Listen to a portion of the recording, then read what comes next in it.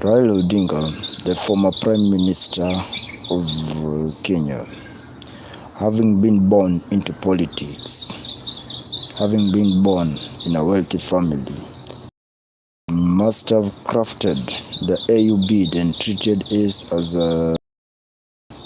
as a political mind game. To our attention that his ambition that is currently using to fight for the AU seat or to champion for the interest of East Africa could either lead him somewhere.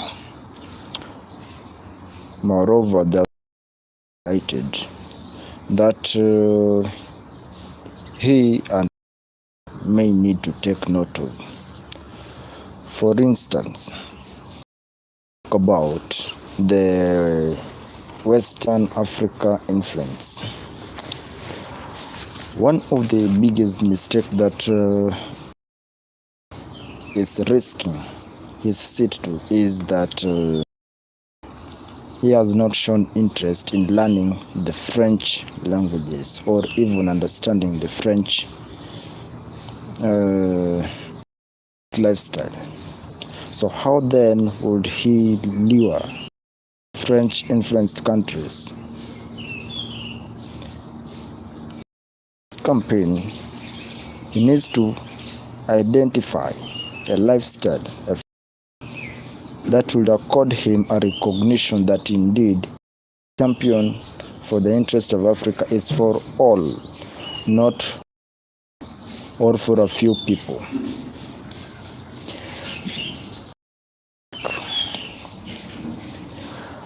Luxurious Odinga risking his winning due to luxurious campaigns. Not to forget that previously Raila Odinga, during his Azimio campaigns, he did a very luxurious campaigns in Kenya that was very costly, and seemingly this strategy in the AU campaign, the launch of his campaigns in Kenya, and this was done.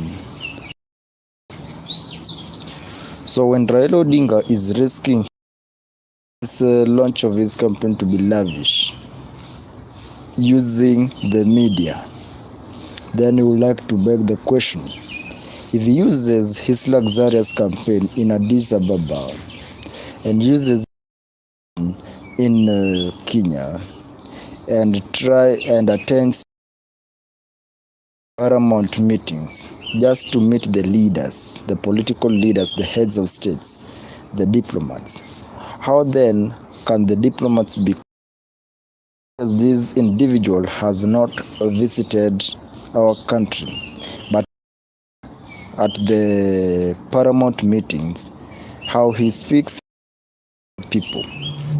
Raila Odinga risking his seat by meetings without visiting these countries personally, then it will be very difficult, in as much as it is costly or it is, but his interests should not just target the paramount.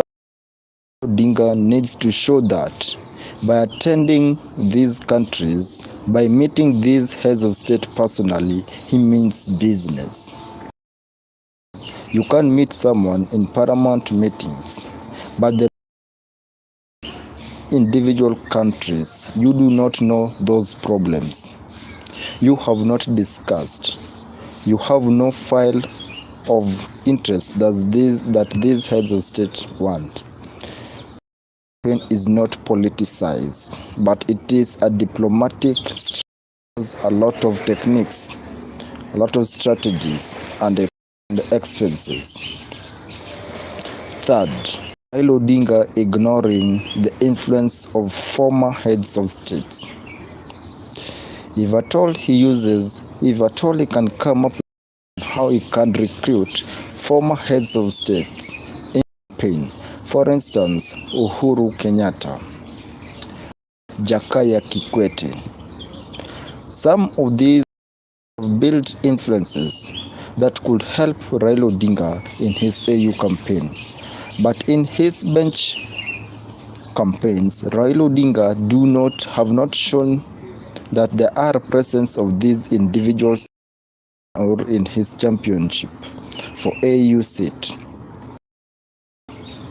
When he captures the influence of the former heads of states, then these former heads of states will broaden their campaigns, will broaden their influence. Heads of states who they have worked with to ensure that they cast their votes into Raila Odinga's baskets.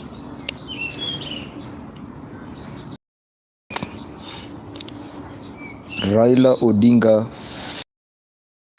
the current head of state of Kenya, paramount in his campaign.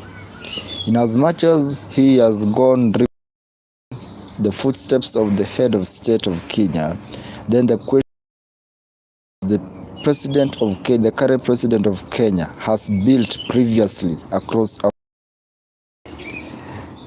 the current head of state is using his current other heads of state to cast their votes into Kenya's basket. But the question is, there are certain heads of states that have worked tirelessly hard and are still ruling regimes in their countries. But president into the regime, into administrative system as a head of state, it will take him time to be understood by other heads of state. So Raila Odinga need not to ignore the influence of the president in Kenya. That means that in as much as the president is campaigning for him, then this president also needs a backup, a strong backup from others to ensure that Raila Odinga wins the AU seat. Fifth, Raila Odinga failing to meet other former AU commissioners who have worked at the AU. Personally, if you would ask us, those who have served at the AU commission seat, they have very influential strategies that would help Raila Odinga to win the AU seat. His association with these former AU commissioners or current serving AU commissioners who need to help him to champion or to win the AU seat or to strengthen his techniques of campaigning. So, Raila Odinga has a lot. These 5 mistakes that I could cost him. Thank you and have a blessed time.